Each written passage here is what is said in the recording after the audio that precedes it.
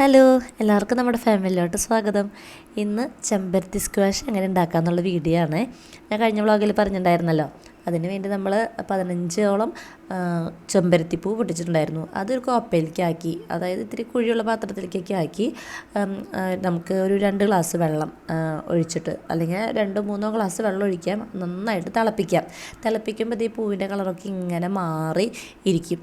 എന്നിട്ട് നമ്മൾ എന്ത് ചെയ്യണമെന്ന് വെച്ച് കഴിഞ്ഞാൽ, ഫസ്റ്റ് സ്റ്റെപ്പ് അതൊന്ന് വേറൊരു പാത്രത്തിലേക്ക് അരിച്ചെടുക്കുക എന്നുള്ളതാണ്.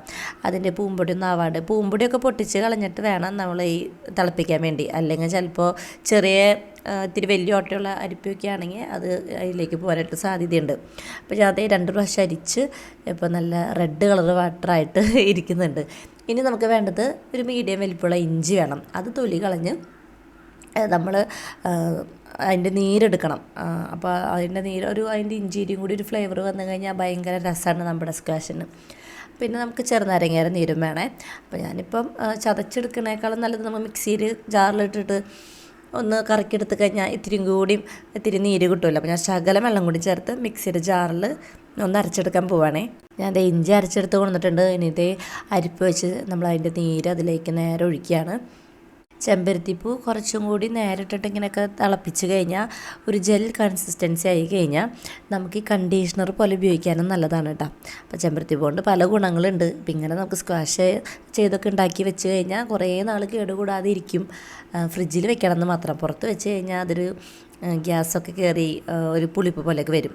പിന്നെ നമുക്ക് നെക്സ്റ്റ് വേണ്ടത് ചെറുനാരങ്ങയാണേ. ചെറുനാരങ്ങ നീര് ഇങ്ങനെ പിഴിയുക. ഇത് ഇരട്ടിപ്പണിയാണ്. ശരിക്ക് നമ്മുടെ അരിപ്പയിലേക്ക് പിഴിഞ്ഞ് അതിൻ്റെ കുരുവൊക്കെ വേർതിരിച്ചെടുക്കണമെന്നാണ് നല്ലത്. അപ്പോൾ ഞാൻ ചെറുനാരങ്ങ പിഴിഞ്ഞു. ഇനി ഇതിലേക്ക് ഞാൻ 2 കപ്പ് പഞ്ചസാര ഇട്ടിട്ടുണ്ട് കേട്ടോ. 1 കപ്പ് പഞ്ചസാര ഇട്ടിട്ട് നോക്കി, പക്ഷേ മധുരം ശരിയായില്ല. എപ്പോഴും മധുരം ഇത്തിരി കൂടി നിൽക്കണമല്ലോ. അപ്പോൾ ഞാൻ 2 കപ്പ് പഞ്ചസാര ഇട്ടിട്ടുണ്ട് കേട്ടോ. എന്നിട്ട് നല്ല രീതിയിൽ ഇത് തിളപ്പിച്ചങ്ങ് എടുക്കണം. എപ്പോഴും നിൽക്കണം എന്നില്ല, ഇടയ്ക്ക് ഒന്ന് വന്ന് ഇളക്കി കൊടുക്കണം. അല്ലെങ്കിൽ ചിലപ്പോൾ എങ്ങാനും അടിക്കട്ട പിടിക്കുകയോ അങ്ങനെ എന്തെങ്കിലും പ്രശ്നം ഉണ്ടായാലോ. അപ്പോൾ അങ്ങനെ നല്ല രീതിയിൽ തിളച്ച് വരണം കേട്ടോ. അപ്പോൾ നമ്മളിപ്പോൾ 2 കപ്പ് അല്ലെങ്കിൽ 3 കപ്പ് ഒഴിച്ച വെള്ളം ഒരു ശകലം വറ്റി നല്ലൊരു ഭയങ്കര വെള്ളം പോലെയല്ല, പക്ഷേ ഭയങ്കര തിക്കുമല്ല, അങ്ങനത്തെ ഒരു കൺസിസ്റ്റൻസിയിൽ വരണം. അതെ, നമ്മുടെ സ്ക്വാഷ് ഇവിടെ ശരിയായിട്ടുണ്ട് കേട്ടോ. എൻ്റെ ചില്ലുകുപ്പിയിൽ വെക്കുകയാണെങ്കിൽ നല്ലത്. ചില്ലുകുപ്പി നോക്കിയിട്ട് കിട്ടാനില്ല. അപ്പോൾ ചെറിയൊരു പെപ്സിയുടെ കുപ്പിലേക്ക് ചൂടാറിയതിന് ശേഷം ഞാൻ ഒഴിച്ച് വയ്ക്കുകയാണ് കേട്ടോ. കഴിഞ്ഞു, നമ്മുടെ സ്ക്വാഷ് ഉണ്ടാക്കി കഴിഞ്ഞു. ഇതിന് കുറേ നാൾ ഫ്രിഡ്ജിൽ കേടുകൂടാണ്ടിരുന്നോളും.